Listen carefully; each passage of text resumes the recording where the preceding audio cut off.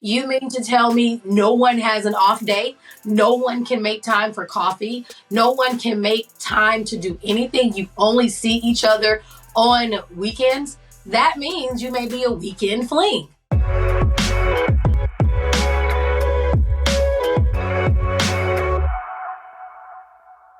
It's Dr. Staci Jae Johnson, and you're watching BET's Love Me, Love Me Not, where myself and a group of esteemed relationship panelists will answer your questions about relationships.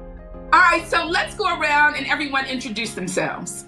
So we are Cheri and Tracey Syphax. I am the host of the Leader and Lover podcast and founder of Activate Your Amazing Dating Coaching. And this is my husband, author, entrepreneur, Tracey Syphax. He is the author of From the Block to the Boardroom. All right, Rachel. Hey everyone, this is Rachel G. Woodson. I am an international relationship expert, and I not only have private groups, but I help people heal to love again. I love it. I love it. And I am Dr. Staci Jae Johnson, the people's dating and love expert. And I'm so excited. You guys, are you ready to get into the question for tonight? Yes.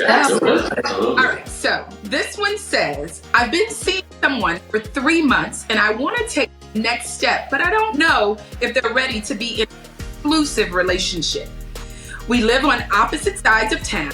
We see each other only on the weekends, mostly. I put in the effort to plan dates. She doesn't put in as much effort into planning, but always expresses that she can't wait to see me on the weekends. I'm still learning about her, but I'm ready to be in a relationship. How soon is too soon to become exclusive? How can I initiate a conversation without scaring away? So we're gonna break it down. So the first part is, how soon is too soon to become exclusive?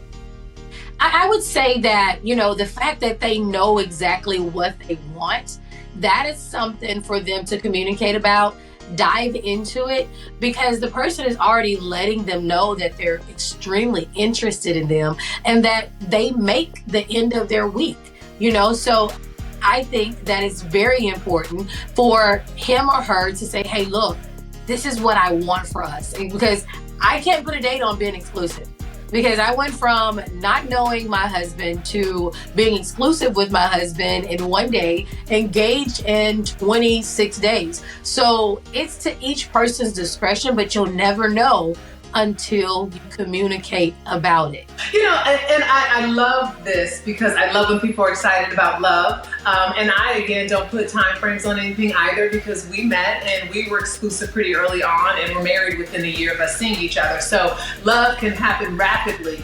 However, what I would be a little bit concerned about, and maybe concerned isn't the word, but how can I initiate the conversation without scaring them away? I'm just curious if we've even had a conversation about what people want, about where they see themselves, about are we moving in the same direction as far as marriage is concerned? Because if you're concerned that you would scare them away, then it gives me pause to think that you haven't even broached a conversation about where you want to be. Because I shared with him early on, I wanted to be married, and I'm going to prioritize marriage-minded men. Now, that shouldn't have shocked him if, 3 or 4 weeks later, I talked about marriage, because I was very forthright early on in our relationship. So I would encourage that communication first, helping a person understand where you're at, and then allowing them to share where they are. So I agree with you. I agree with both of you. My thing too is, what have they been talking about? I was just going to say, is it me because I'm old, but it's this whole time thing. I just think after 3 months, you know if that's your person. Or you just know. Come on now. We are assuming that conversation has been happening. Remember, it says, but I don't know if they're ready to be in an exclusive relationship, not even with them, but one period. In general. And that's what leads me to believe that there hasn't even been a foundation of conversation. So that's my first point. My second point is that they mentioned that the person doesn't put in as much effort in planning, but always expresses that they can't wait to see them. Now, I'm curious if that was stated to say that that person has a concern that they don't put in the same effort as dating as the person who wrote in, or are they okay with that? You can't expect you out of somebody you're dating. I do fabulous dates. Tracey didn't. I couldn't be mad. I had to be okay with meeting him where he was if I was choosing to be in a relationship. Because some people don't have to plan dates. Some people are like, hey, where we going? What we doing? And they're good with that. So you just have to be okay that you're good with that. And I didn't want to jump the gun with the questions, but something that really, really sparked my attention was we're grown. Everyone is adults. I'm grown. I can see if they said, hey, they live in a different town, or they live on another side of the world, or another side of America, but they live on different sides of the same town. You mean to tell me no one has an off day? No one can make time for coffee? No one can make time to do anything? You only see each other on weekends? That means you may be a weekend fling. So who is taking up all that time during the week? I know we all work a 9 to 5 and we all have responsibilities, but ain't nobody that busy. Are people talking at all? Do they have any type of communication? Are they just texting and going with the flow? And thank you for saying that. And I talk about that. How often are you, whenever I talk to women, well, we're this, I said, so who decided that? What conversation did you have? What timeline do you have in your head? None of it. People just fall into relationship willy-nilly. And that's why I always say, we gotta do better than that. Every other aspect of our life, we're intentional. We research where we're gonna live. We research where we're gonna go to school. But when it comes to the most important thing in our life, our partner, who changes the trajectory of our life, we just fall into it with very little communication, research, diligence, intention, nothing. We just fall into it. I want to add this. Why? I really think that we don't even ask ourselves the why.